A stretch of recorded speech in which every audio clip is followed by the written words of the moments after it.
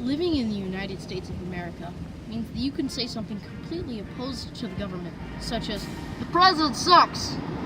and you have no fear of getting arrested. However, that same right that lets you say something like that also allows your fellow U.S. citizens to criticize you and your beliefs. But some say there's a point where we should draw the line when it comes to our freedom of speech, such as racial slurs, offending religions, and dishonoring our U.S. troops who have fought and died for this country. Which brings us to the issue of NFL kneeling. Does it dishonor our U.S. troops? And if it does, is it protected by the First Amendment? So I went to Congressman Scott Peters for some answers. Is there a threshold that you think should not be crossed when it comes to exercising our freedom of speech? And if so, can you give an example? So, the freedom of speech, I think, is one of the most important rights that our Constitution and Bill of Rights safeguards for us.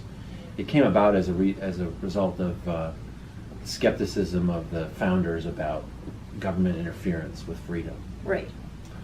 So we don't make many restrictions about speech. You know, one thing we do is we say you can regulate the time, the place, and the manner of speech. Right. So you might have to put people over on the side, but you have to let them protest. You may not let them yell at all hours of the night if it disturbs your neighbors, but generally we don't regulate the content of what people say. So people can get to say some pretty offensive things, and even though we disagree with that, we protect their right to say it. Thank you. All right. What are your thoughts on members of the federal government encouraging private organizations to punish or fire their employees for exercising their freedom of speech? For example, Donald Trump tweeted, quote, "If NFL fans refuse to go to games until players stop disrespecting our flag and country, you will see change take place. Fire or suspend." Well, you know, first of all, I think it demeans the role of the president for him to get involved in that sort of thing. You know, one thing I think is sad just in general about that is sports is something we've always seen to bring us together, that we could be Republicans or Democrats and we'd all could still cheer for the Padres. But so I just think it demeans the office for him to be involved in that. You know, I really respect the right of the football players to make their protests. I would always stand for the national anthem. I think that's a really important thing. But I certainly respect the ability of everyone to make their differences known in any way that's not violent. I think that's what those players were doing, and I respect their ability and support their right to do that. All right. Thank you so much for your time. Okay, absolutely. Thank you, Quinn. Luck to you. Thank you.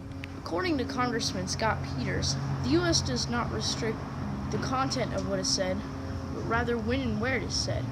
As he stated, for example, screaming in the middle of the night is prohibited because you may wake or disturb your neighbors. Next, I have two C-SPAN clips of President Donald Trump and Press Secretary Sarah Sanders with their views on the matter. It's called Respect for Our Country. Many people have died. Many people. Many people are so horribly injured. I was at Walter Reed Hospital recently, and I saw so many great young people, and they're missing legs, and they're missing arms, and they've been so badly injured. And they were fighting for our country. They were fighting for our flag. They were fighting for our national anthem. And for people to disrespect that by kneeling during the playing of our national anthem, I think is disgraceful. Get back to you. April. Sarah, on the taking the knee issue, we're understanding that many of the NFL players are still very upset with this back and forth. I think so are many Americans, far more Americans than there are NFL players. Can I finish my question, please? Thank you. Many NFL players are very upset. Many people had different ideas and opinions on this, but when the president weighed in, the NFL said we're going to be united. There is an anticipation that it could grow even more so this weekend. What is the president anticipating? What should we expect him to say about this? It's now the NFL against the president?